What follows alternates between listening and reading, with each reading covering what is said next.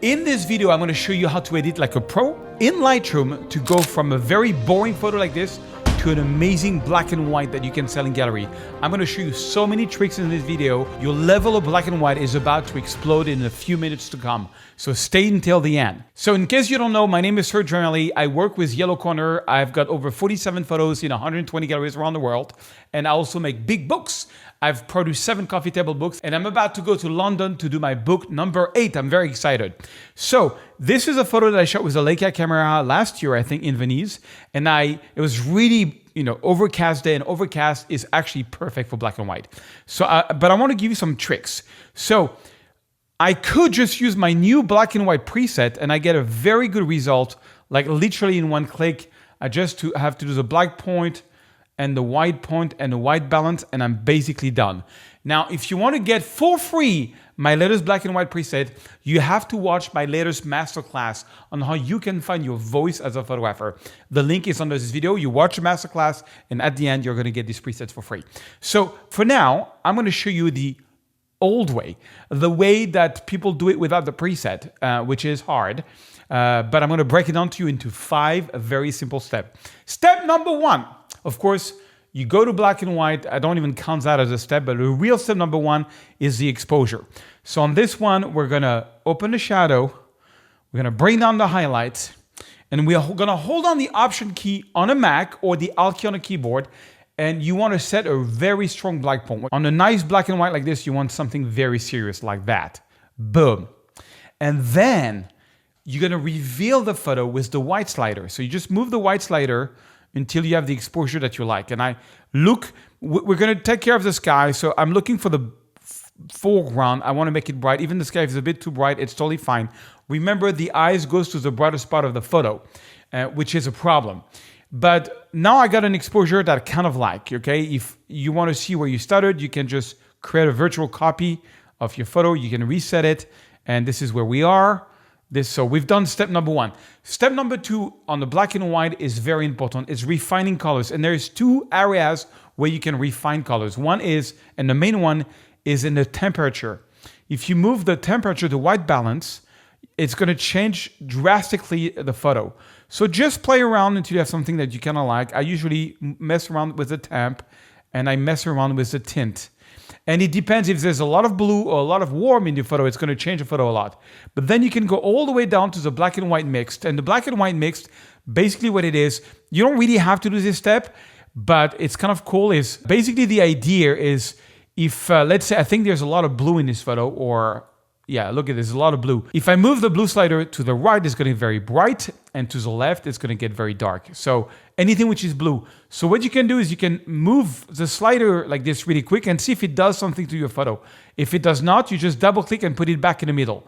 And you keep on moving. Oh, you see, that does something to the orange. So I can I want to get a bit more details. Now, rule of thumb, don't try to go over 40. See here, I'm at +32, don't go over 40. And you just really quickly move this. Yeah, I kind of like this to the right.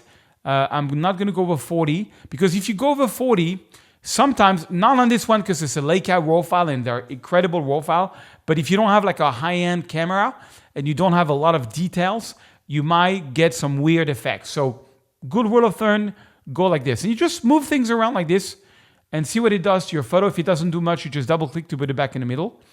And you see aqua, I'm going to lower a little bit, to make things a bit darker. You just move around. You see, that does a lot. So I want to darken the sky, as I said earlier, a little bit like this. And then the purple, I'm going to darken that and that. And that doesn't do much, so I double click. So then you want to see the before and after. Okay, I'm going to reset everything by double clicking really quick on anything that we move. So you double click, boom, boom, puts everything down to 0. Another way of doing that is you take this tool here. It's actually easier. And you're like, oh, I want to brighten the tower. So I'm going to click and drag up. See, if I drag up, I make the tower brighter. If I drag down, so I think in this one, I actually want to make it darker. And then the sky is too bright, so I can click up, sky becomes bright, and I click down, and the sky becomes dark. So it's sort of a more simple way. So that's the step number 2. Step number 1 is the exposure. Step number 2 is actually just white balance. And step number 3 is the refine the black and white, which we did. Step number 4, and that's the most important step of all, is the dodge and burn. So on this one, I want to dodge and burn the sky a lot. So what I want to do, And this is a great example. That's why I picked this photo. I want to make a big gradient here, and I want to darken the sky. Okay, the reason I want to do that is I want people to go inside of the photo. But you see, here is my problem. When I do that, check this out. It makes the tower darker also. It doesn't just affect the sky. I only want to darken the sky. So what you can do is you can click here, 3 dots, intersect mask with sky. Check this out. 3 dots, intersect mask with select sky. And check this out. It's going to make the tower brighter. Now it only influences the sky. Isn't that crazy? So I'm actually going to do a 2 pass. I'm going to do a first pass where I kind of make the sky a bit darker like this, but I'm taking out the tower in real time. Okay, so I make the whole sky a bit darker, maybe not so much, just a little bit darker.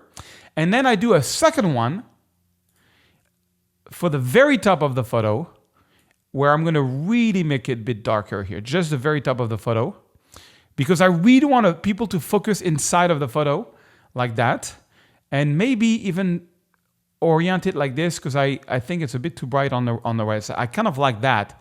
Yeah, I kind of like that. Again, I can do the 3 dots, intersect mask with sky, so it doesn't, you see, boom, it makes this brighter, which is really cool. And so that's the first step of Dodge and Burn. I want to do 2 more steps of Dodge and Burn. Another step I want to do is I want to use the radial gradient. That way you know all the local tools. I'm going to make a big gradient here, and I'm going to make this a bit brighter because I want people to look inside of my photo here. But if I do that, the problem is that I'm making this brighter, I just want to make the sky. So that we can apply the same trick here by going 3 dots, intersect mask with sky. And by doing that, this is going to use AI, check this out, to make the mask go behind the buildings. I'm only influencing the sky. Isn't that crazy? In real time, it masks out this and this. Look at this, before, after. And so it helps me to focus people here inside, okay? Well, I want to show you something really cool, which is optional, but I want to show you how to use the brush. So if you go here and you take the brush, and let's say the feather is all the way down to 100, flow and density all the way down to 100, which would be a big mistake, and a very strong exposure. If I start brushing on my photo, it's going to do that, which is not good. But if I now put the feather all the way to 100 and I start brushing, it's going to do that, which is better. But now, if I lower the flow and density and I brush right under, it's going to be a less visible, which is good. And now, if I actually lower the exposure of the whole thing and go under 0.5, you see that value here, 0.5, then it's hardly visible. Check this out. I'm going to delete all of that nonsense, and I'm going to take a brush. Remember, feather all the way to 100, flow and density in the 70s. And now, I can just go in there and say, ooh, I want to add a little bit. Let's go to 0.5, 0.6, a little bit of white here on this one. And what I do, I don't do it everywhere. I just do it in some location, and I call that complexifying the light. But maybe you can go, you can't see much, like go maybe all the way to 0.9, but not more. Check it out, before and after. And what it does, it makes the lights a little more complex, okay?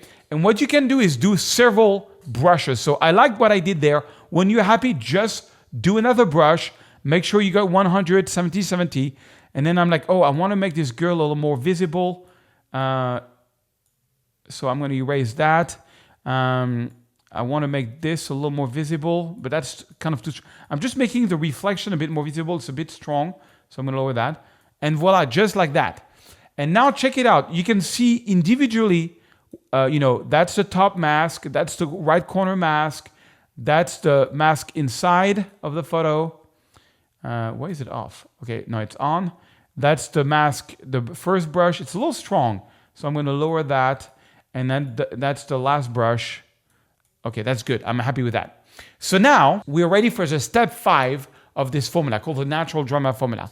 Step 5 is I want to make the photo straight and I want to correct anything in Photoshop. So first I'm going to go here and I want to keep this lady here. This lady is kind of cool because she's like in white and she just stands out and it gives how big the place is. So I want to erase this lady here. So I'm going to brush over her like this and I'm going to go to make sure that use generative AI is on and click on remove. Now, I find that in Lightroom, you get much better result if you do person by person. You see, it did something weird here. I just want to take her out. I don't know why it's doing that. So you see, it did not remove the person. So let's delete that. And that's so annoying. Let's make maybe a smaller selection. I really want to get rid of the person. And well, actually, let's make a bigger selection and see if it gets it. And I want to remove that person. Okay, this time it worked. You see, it's kind of a hit and miss here. So I'm going to close that so you can see, okay, it took out the person, sorry. And I'm going to zoom in here. I want to get rid of all these people. So I'm going to do that really quick so I don't want to bore you, but I go one by one. Generative AI is on, and let's go. I mean, group by group. On this one, I tried 3 at the same time. I want to see if it can work. You see, it didn't work. It added a guy there. I don't want that. So I'm going to have to just erase that and just do it. You have to do it like sometime 2 or 3 times until you get the result. You see, it didn't work again because I selected 2. So this one, I'm going to do it again. And boom, it worked. You see, you really have to do them one by one. So that's a little trick. But now we have another issue. The whole photo is crooked. And unfortunately, if I try to make it straight by going to auto here, look what's going to happen. This is going to hit here, and I don't want that. Like, okay, the photo is straight, but now I'm missing that. So how can we solve that? Thank you for asking. What I'm going to do is I don't have a choice. I'm going to go to Photoshop. I'm going to right click, edit, Photoshop 2025. And I'm just going to add a little more sky. So here's the photo. Okay, I'm going to zoom out so you can see. I'm going to go here into the crop tool, and I'm going to make sure to use the option called Generative Expand. And I'm going to click here to add a bit more space above the photo, and that's going to use AI to create the missing sky. It's giving me 3 options, option 1, 2, and 3. I actually like option, okay, I choose option 2. Okay, and now all I'm going to do is this, and I'm going to go File, Close to go back into Lightroom. And now that I've used that feature, now that I've added that sky, here's the photo with a bit more sky. I can go down here and I can press Auto and check it out, boom. And now I don't get that effect. And you can, because it added a sky, I can go back in here and do some final touch. I'm like, oh, I want to burn even more the bottom of the photo. It's just like a little final touch. Also on this step, I want to talk to you about sharpening, and then make sure you get my preset, because if you get my preset, you do all of that in one click almost. It's crazy. And plus I have with a preset, you're going to get a whole bunch of raw files. I'm going to explain you how it works. It's just watch the video on there if you want to get the free preset. You will have them forever. Also, you'll have the opportunity to work with me one-on-one. You will see, I have an offer for you in this video if you watch it. If you're really serious about photography, if you've invested like me $1,000 into years, let's talk and see if we can work one-on-one. For that, you got to watch that video called How to Find Your Voice as a Photographer. Okay, I want to talk to you about sharpening. So sharpening on this one, what would I do on sharpening? I don't want the sky to be too much sharpened. So what I'm going to do is I'm going to go down here to Details. And I know I shot this at 100 ISO, so I'm just going to put 90 of sharpening. Okay, and I'm going to zoom in to show you. You see, I don't know if you can tell, there's a bit of a grain here on the sky.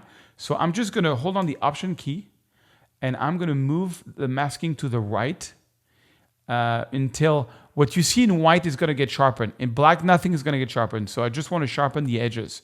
And now we've got a very clean sky and a very sharp city. And that's about it, what I do. I mean, this was shot on the Leica Q3. And it's an extremely sharp photo. It's insane. You'll see, if you actually go see my masterclass, I'm going to give you a lot of Leica raw file to play around with.